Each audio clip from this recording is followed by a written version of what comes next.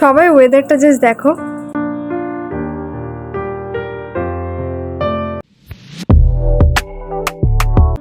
আর এরম ওয়েদারে ছাদে আসবো না তা হতে পারে?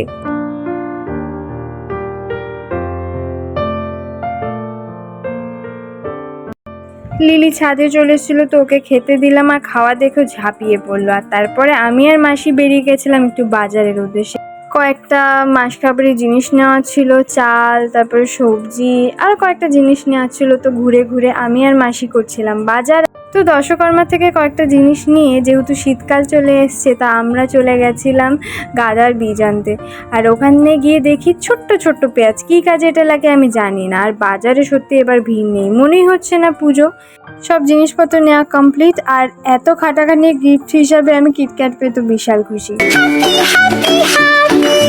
তো হ্যাপি ডান্স করে বাড়ি চলে আসলাম। আজকের ভিডিওটা এই পর্যন্ত।